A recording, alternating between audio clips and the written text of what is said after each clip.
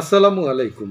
বাংলাদেশ বেতার রংপুর স্থানীয় খবরে আমন্ত্রণ জানাচ্ছি শফিউল হারুন। সাম্প্রতিক বৈষম্য বিরোধী ছাত্র নেতৃত্বাধীন গণ অভ্যুত্থানে শহীদদের অবদান স্মরণে সরকার আগামী শনিবার ঢাকায় একটি স্মরণ সভা করার সিদ্ধান্ত নিয়েছে।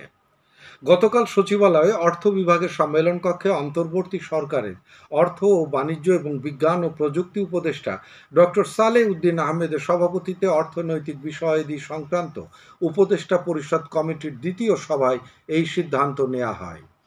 সভা শেষে উপদেষ্টা ডক্টর সালেহ আহমেদ সাংবাদিকদের জানান, স্মরণ সভা আয়োজন করতে ডিরেক্ট প্রকিউরমেন্ট মেথডে প্রয়োজনীয় ক্রয় সম্পন্ন করা হবে।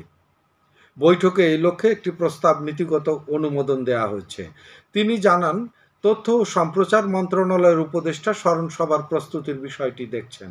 বৈষম্য বিরোধী ছাত্র আন্দোলনে অংশগ্রহণকারী শহীদ পরিবারের সদস্য ও শিক্ষার্থীরা অনুষ্ঠানে উপস্থিত থাকবেন বলে আশা করা হচ্ছে। মৈত্রী সফরের অংশ হিসেবে সফররত বৈষম্য বিরোধী ছাত্র জনতার কেন্দ্রীয় সমন্বয়কদের একটি দল আজ লালমনিরহাট সফর করছেন। সফরকালে তারা জেলা পরিষদ অডিটোরিয়ামে বৈষম্য বিরোধী ছাত্র আন্দোলনের শহীদ পরিবারের সদস্যদের সাথে সাক্ষাৎ করবেন। পরে একই স্থানে জেলার সকল উপজেলার নেতৃবৃন্দের সাথে মতবিনিময় করবেন।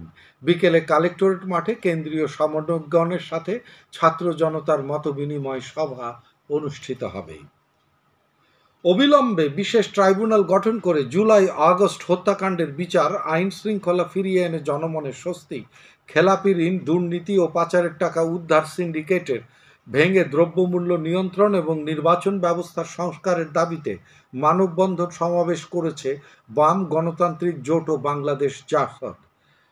গতকাল রংপুর প্রেস ক্লাব প্রাঙ্গণে এই কর্মসূচিতে সভাপতিত্ব করেন বাম গণতান্ত্রিক জোটের জেলা সমন্বয়ক আব্দুল কুদ্দুস। পরে একটি বিক্ষোভ মিছিল নগরীর গুরুত্বপূর্ণ সড়ক প্রদক্ষিণ করে। রংপুর সিটি কর্পোরেশনের 5টি ওয়ার্ডে আজ সাশ্রয়ী মূল্যে টিসিবির পণ্য বিক্রয় করা হচ্ছে।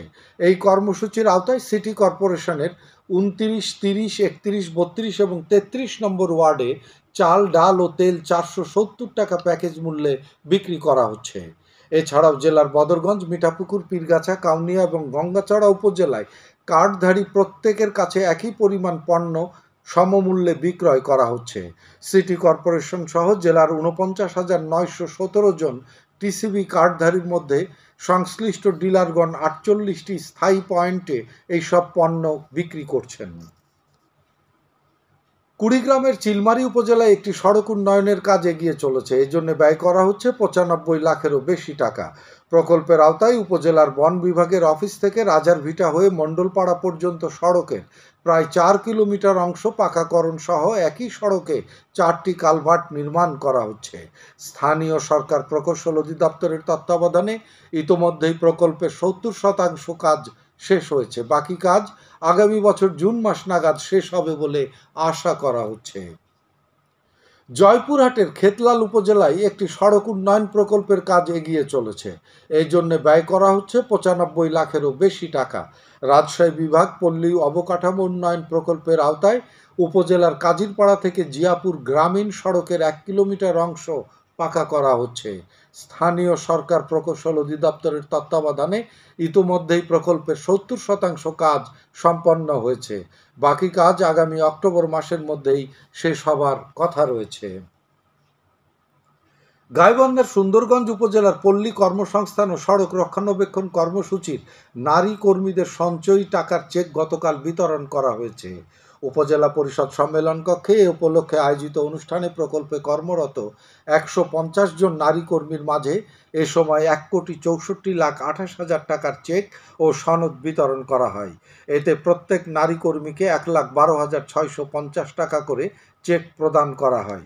উপজেলা নির্বাহী অফিসার মোহাম্মদ তরিকুল ইসলাম অনুষ্ঠানে প্রধান অতিথি ছিলেন। পল্লী উন্নয়ন ও সমবায় মন্ত্রণালয়ের অধীনে RERMP 3 প্রকল্পের আওতায় 2020 সালের অক্টোবর মাস থেকে এবছরের জুন মাস পর্যন্ত এই প্রকল্পের কাজ বাস্তবায়ন করা হয়। সমাজে পিছিয়ে পড়া, বিধবা ও দরিদ্র নারীদের দারিদ্র্য বিমোচন এবং আর্থসামাজিক উন্নয়নে প্রকল্পটি পরিচালিত হয়। এই কর্মসূচির আওতায় নারী কর্মীরা গ্রামীণ সড়ক রক্ষণাবেক্ষণ, বৃক্ষরোপণ ও এর পরিচর্যা করেন। তাদের দৈনিক মজুরি 250 টাকা থেকে প্রতিদিন 80 টাকা জমা করে এই পরিমাণ অর্থ সঞ্চয় করা হয়। কন্দাল ফসল উন্নয়ন প্রকল্পের আওতায় কুড়িগ্রামের ফুলবাড়িতে 3 দিনব্যাপী কৃষি মেলা গতকাল শুরু হয়েছে। এ উপলক্ষে উপজেলা পরিষদ ক্যাম্পাসের মেলা প্রাঙ্গণে এক আলোচনা সভার আয়োজন করা হয়। উপজেলা নির্বাহী কর্মকর্তা রেহনুমা তারান্নুম এতে সভাপতিত্ব করেন। সবশেষে আবহাওয়া। আজ সন্ধ্যে 6টা পর্যন্ত পূর্বাভাসে বলা হয়েছে বরিশাল, পটুয়াখালী, নোয়াখালী, কুমিল্লা, চট্টগ্রাম ও কক্সবাজার অঞ্চলের ওপর দিয়ে দক্ষিণ দক্ষিণ পূর্ব দিক থেকে অস্থায়ীভাবে 45 থেকে 60 কিলোমিটার বেগে দমকা থেকে ঝোড়ো হাওয়া বয়ে যেতে পারে। সেই সাথে বৃষ্টি অথবা বজ্রসহ বৃষ্টিপাতের সম্ভাবনা রয়েছে। এসব এলাকার নদীবন্দর সমূহকে 1 নম্বর সতর্কতা সংকেত দেখাতে বলা হয়েছে। খবর শেষ হলো। আমাদের পরবর্তী স্থানীয় খবর প্রচারিত হবে বেলা 2টা 5 মিনিটে।